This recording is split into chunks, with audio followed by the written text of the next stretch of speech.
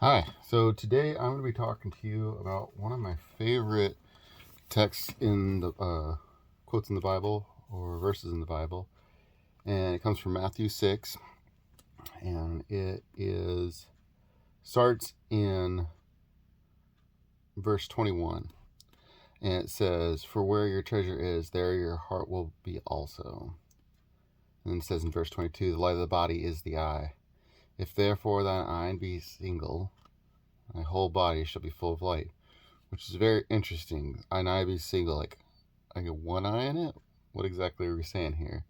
And then verse 23 it says, "But if thine eye be evil, thy whole body shall be full of darkness." Now, what is that? Thine eye be evil? Well, we go into Matthew, verse 20, and I'm going to read from the King James Bible. And this was the story of how a employer, a landowner, or a vineyard owner hired people throughout the day, and he hired some in the morning, some in the afternoon, some in the evening, and at the last hour, the 11th hour, he paid them each one penny, and that was what he agreed with everybody. And the people that were there all day were angry because they felt that they should get paid more because they had the burden all day. And it says in chapter 20, verse 15, "Is it not lawful for me to do what I will with mine own? Is thine eye evil? Because I am good." So both of these passages, Jesus is speaking directly, and what I'm getting out of it is resentment. If thine eye be evil, is resentment, and because your body will fill with darkness, as it says in chapter 23, um, which is pretty interesting. So if we hold resentment and jealousy, anger, envy, those things cause our body to fill with darkness. But if thine eye be single, which is really interesting, because what is the single eye? Well, this is the single eye. And, a lot of folks in Christianity don't really want to talk about the third eye uh, because it speaks of occultism and things of that nature.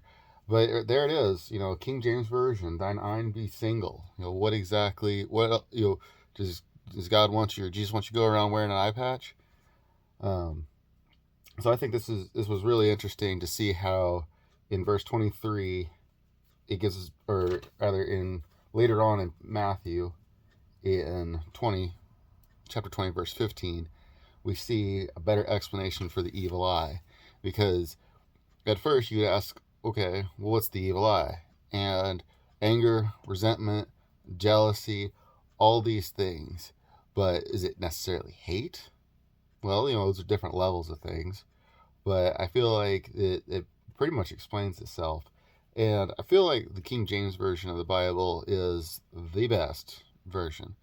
Like, you should only read it. And the reason why I say is if you take the context of when it was written, I mean, the King James Version of the Bible was written when Shakespeare was writing. And if you go to the preface to the introduction of the Bible, written by the scholars and the translators who compiled the Bible in English from the original Greek, it doesn't give names to who it was. But you could imagine that it was the greatest writers of the time. And you think about, okay, well, Shakespeare was writing at that time, and Shakespeare was, obviously well known, made major contributions to the English language, and we should really look into how that affected our culture. Because this was the only translation of the Bible for a very long time. That's all anybody ever read was the King James Version in English-speaking cultures. And even so far as other cultures, the King James Version was translated into other languages, but it was still from that original speaking. So, just to sum everything all up, once again, if thine eye be single, thy body will fill with light. And, just to give a little bit more clue as to what that means, if you read farther down, you'll see in chapter 6, verse 25, "Therefore I say to you, take no thought for your life." And then you see in verse 27, "Which of you by taking thought can add one cubit unto his stature?" And then you see again here in verse 31, therefore take no thought.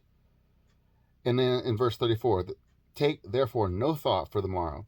So 5 different times Jesus is telling you not to take any thought.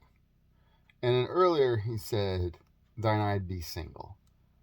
So what is he alluding to? And keep in mind that in other portions of the Bible, it speaks about Jesus coming out of Egypt.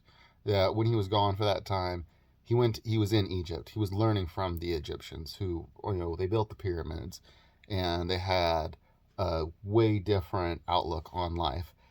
But we can see that he says take no thought 5 different times. We have 5 different senses. And in meditation, which is something that Christians do practice, and people of all different faiths practice, taking no thought, clearing the mind, taking the mind off the senses, focusing the center eye. And we see that when we meditate, our body fills with light, and it brings us closer to spirituality. And I've got more on this for another video, but I'm going to get some more notes and have some 8x10 color glossies and everything like that, so we can better describe the importance of this. But just keep in mind that resentment, anger, jealousy, envy, it darkens the soul. And that's the clearest explanation I can see of that particular verse. So I hope this helps you today. I know it helped me a lot, and I'm really excited to share my perspective. And it's just my perspective. Take it or leave it, but I want it to help people. So thank you very much.